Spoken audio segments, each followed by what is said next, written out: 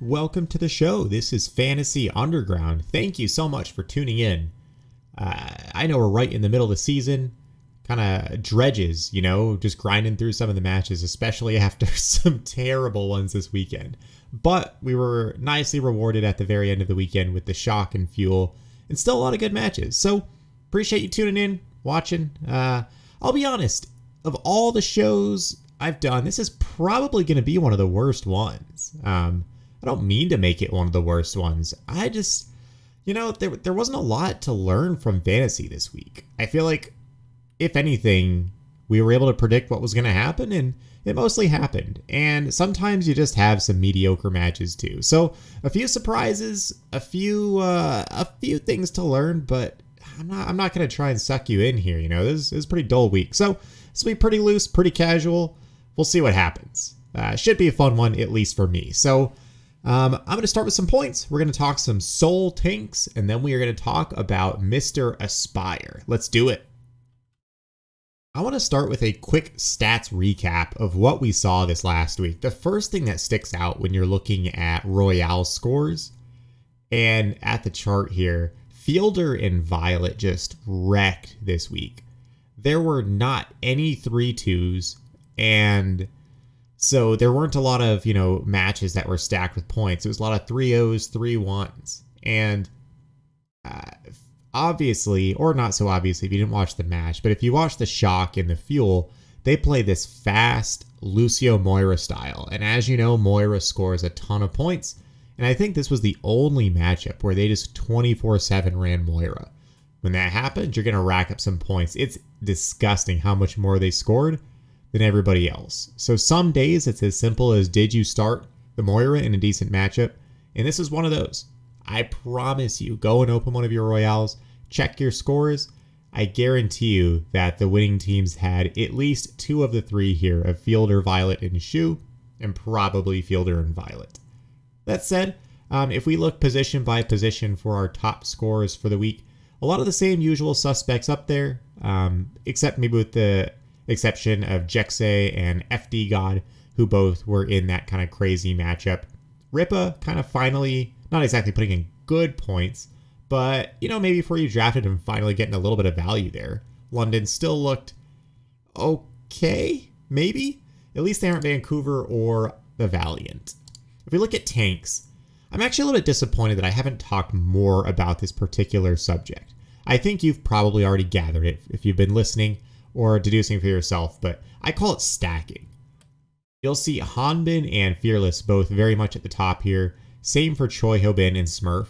The way fantasy works, at least for tanks, there's not the biggest gap in the world between your flex and off tanks. And as it goes week to week, if you're able to find kind of, quote, the matchup where tanks score, where you have a long match, the tanks put up a lot of points, those main tanks are going to return massive value. Now, if that matchup turns out being a bad one, you're going to tank really horribly. No pun intended. Both your flex tank and main tank will score poorly. But if you're looking for something to win a Royale or have a high risk, high reward for a specific week, stacking puts all your eggs in the basket of that one team, and sometimes it's really going to pay off. It tends to work out with better tanks than it does with worse ones. But even if you look, like Hawk and Gator both scored quite well, that wouldn't have been a bad stack this week, and it would have saved you a lot of money. That might have been able to let you afford both Fielder and Violet, possibly. So it would have been a really good strategy to go both Fielder and Violet and then budget fit those tanks into your lineup. Just a thought as you look down. Other than that, we'll get to Marvel and Gesture a little bit later as we talk about those tanks in Soul. Not surprisingly, Shangsik at the bottom. I don't really want to talk about that. DPS-wise, once again, the Echo players tended to rule the leaderboards again, but we did see players like Lip and Fitz, a little bit of sparkle. Dallas still kind of sort of doing their own thing, but outside of the Echo players, these 3 guys really showed up. After that, you get to Birdring and Kai, and then even Aspire down here. So this week we saw at least a little bit more of the hit scan players coming in, a little bit less of the Widow, and a little bit more of the pumping out the damage with McCree and Ashe. Still a time where I would prefer the Echo players to anything else, But, you know, it's not the end of the world if you're putting a Reaper slash hit scam player in there. If we look at the hero scoring here, nothing too crazy popping up in the feed this week other than, of course, your Moira's at the top of the list. Your Divas actually outscored your Sigmas for this particular week, but at the end of the day, those flex tanks tended to do much better, once again, outside of those key matchups where the main tanks and flex tanks both scored well. I hope these quick stat rundowns are something you find interesting. If so, drop a quick note in the comments. I might try to add this little stats outlook on a weekly basis if it's something you like. So put in a comment if you like it. If not, keep quiet. Let's move along. So in the past couple of videos, as we were talking about the possible rise of Hog, we didn't really see it come to fruition entirely. But for one player that I'd mentioned, I'm really glad that I kind of got this one right, in that maybe I should have sold him harder, but I did start him in a couple of my leagues this week, and that was Marvel. He continues to be a very good player, and I get frustrated when I hear Owl or other commentary about what are Soul doing putting him in off tank, and I get it, they kind of are. He, as you see, he lands the accretion here and kills Fleta off screen, off to the side there. He charges Flux. He's got Flux and Void is at 70%. I realize this is one snippet, but regularly saw him hang or if not outperform Void at specific instances. Now Void is a fantastic Sigma, but I put Marvel in, it's just off the cuff, like top 5 Sigmas in the world. I love his play. Smart main tank. It's just, he's a main tank who only plays Sigma and Ball. So I see him as the Sigma and Ball specialist. He can also play Zarya. Kind of weird hero pool, but he's very good at the heroes he plays. So I like him for the upcoming week. I need to double check their schedule, but I love Marvel as a player. I have long been a fan. Last year he was one of my big picks, so I'm kind of attached to him. I love him, and I think he, despite Soul's mess, not sure if you watched all the matches, but their whole Hog play and the Orisa Sigma, it just, their tank play and overall team play just wasn't great this week. I'm not going to blame Marvel for it. Maybe he's part of the problem because he hasn't been in the lineup and they're trying something new here. But at the end of the day, Gesture, we'll talk about Gesture in a second. Let's get one more play in here, though, on Marvel. This particular play isn't one where I blame Marvel for bad play, but just kind of shows you the kind of week Soul has. So Lip dives the backline here.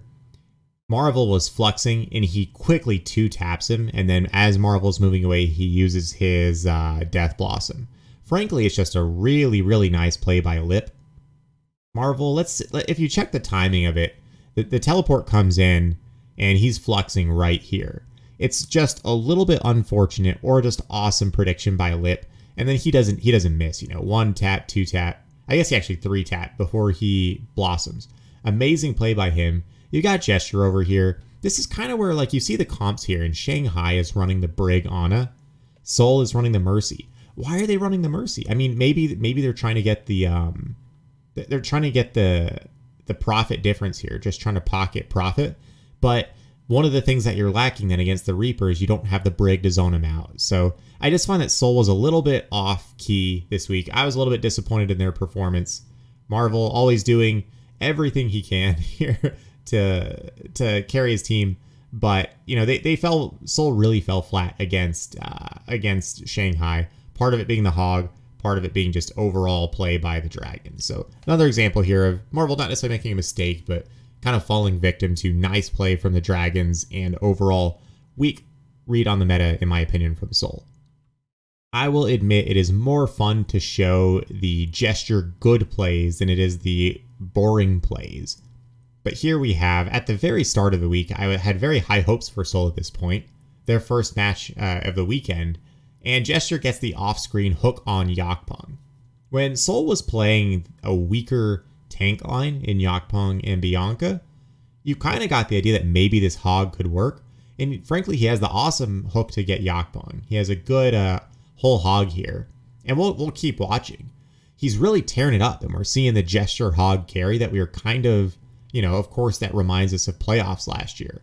Really great play all around. He hooks Flora, and then that's the assist to the kill here, negating the attack visor. So just Gesture looked like he was primed for a really good weekend, and either teams figured him out or he played poorly. I haven't quite figured it out, but definitely something compositionally wasn't working for Seoul, and Gesture was definitely part of that problem. So, I suppose we need another week. I think if I'm predicting, if I try and look in the crystal ball, I think Seoul runs it back, and you have Gesture and Marvel back next week, both of whom scored mediocre. So I think they're interesting fantasy options. If Seoul can kind of figure out why things weren't working, could be interesting for this next week. Not terribly excited about it, but after all, I hate Gesture got this week. If their prices are right, they might be an interesting investment. Next topic on deck is one Aspire. I wish I knew him before this week, and I've got to admit that I didn't. If you look at his player history here, he was for 1 week, it appears, with American Tornado, and with Dark Mode before that. Dark Mode being kind of one of those mid-tier NA contenders teams. He's got a good history here of solid contenders teams in Revival. Susanoo wasn't too bad on loan, back to Revival again. So, solid history here.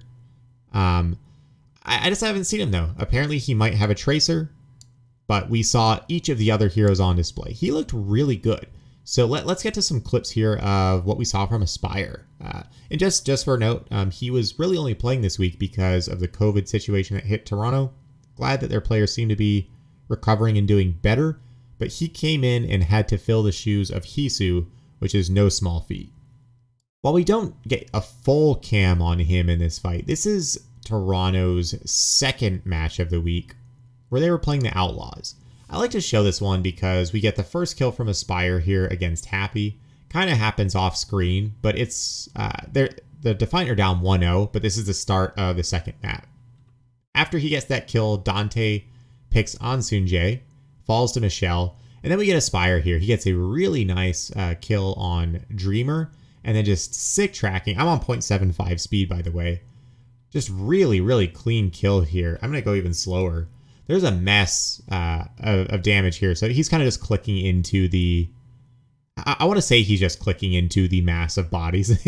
in my small brain, that's what's happening. But if you look at just his aim here, the last adjustment there on Dreamer is not too bad.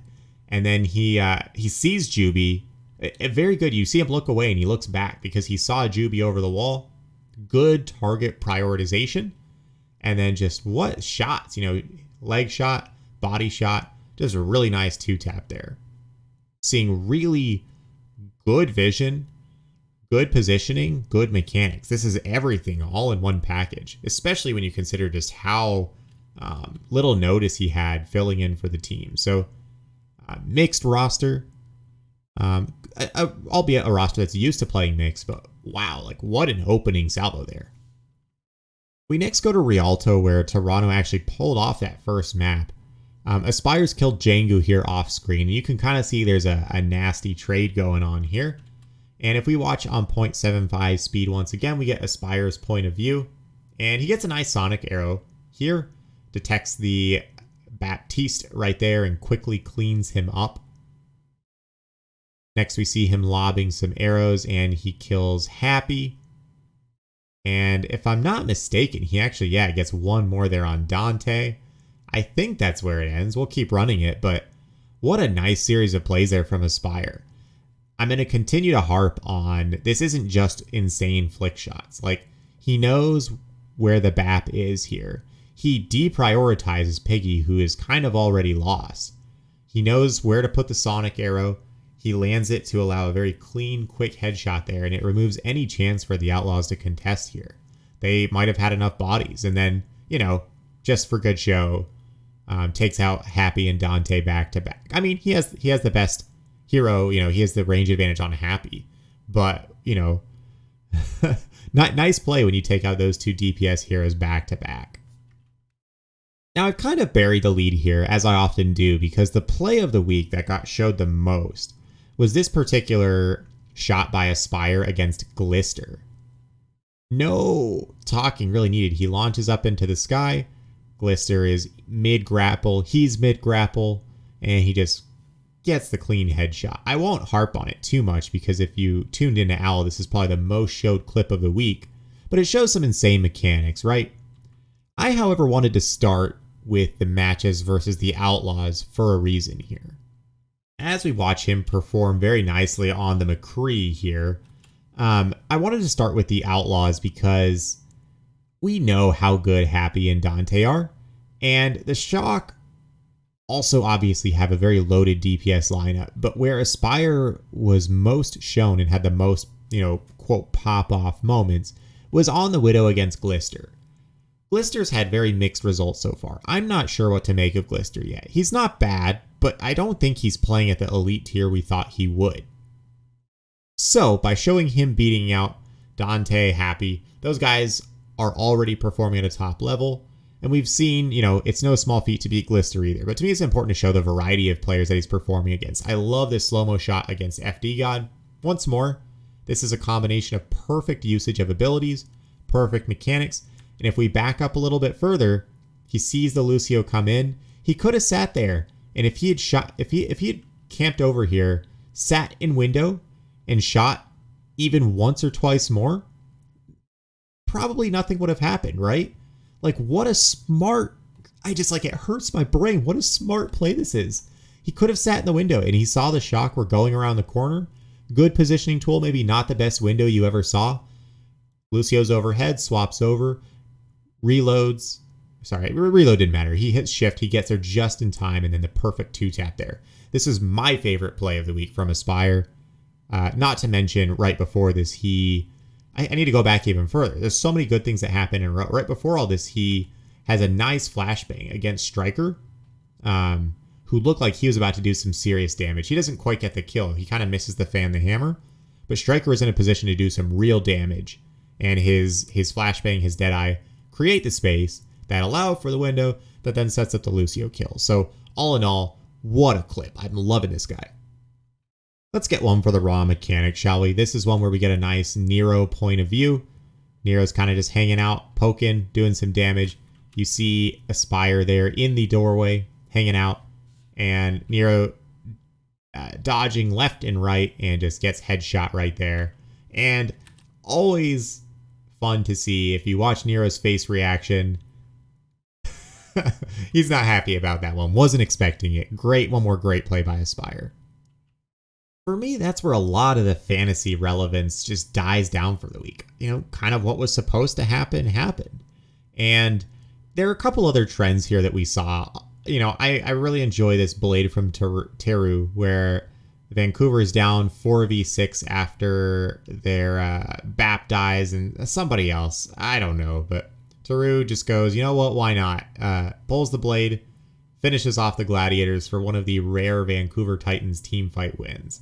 Solid play, I'm enjoying him on the Genji, but overall, I was very worried and kind of mentioned it that the loss of Shredlock for Chongsik, this team just looks kind of hopeless right now. Maybe they get a little bit more time to gel, but if I'm being honest, I think their season's done. I don't know if they're winning another match. They do eventually play London way later in the season. Too far off to predict that now, but I'm writing this team off. I'm trying not to start anybody that's playing against them until I see some vast improvement, which I'm not expecting to see. So you can sit here and say the Titans are bad, and they've always been bad, but this at least at the start speaks volumes to Shredlock's mediocrity, or at least the solid main tank play that came from him. So sad times. I like to see competitive Overwatch matches. I don't like to see this. Let's get it off the screen.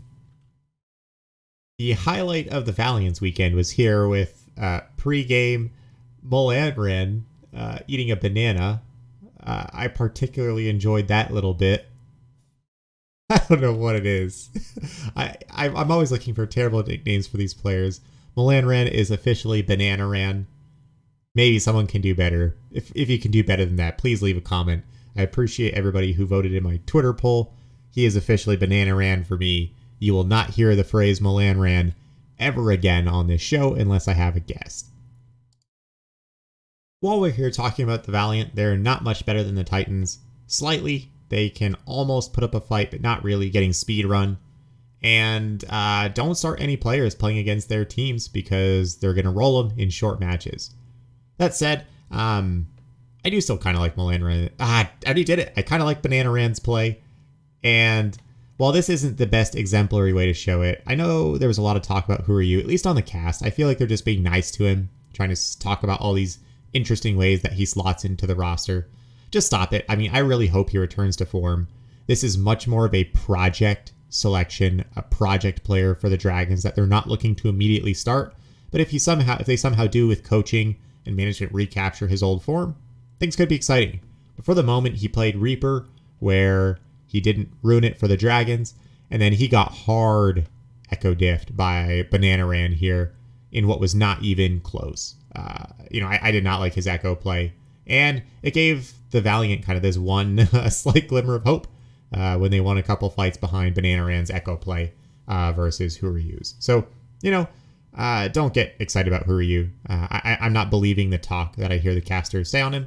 I'm just going to watch and hope that we see some glimmers here and there, particularly on the Genji. Just, don't worry about Huryu. Not anything that should in any way reduce your rankings of either Fleta or Lip. I can never help myself to show a clip or two of Fitz, especially when he's out playing Flora, who I've absolutely loved this year. So I'm going to slow it down just a little bit. But Fitz finishes off Flora there, who tries to go in pretty deep. And really nice headshot, flashbang, and then 2-tap there on Feather as well.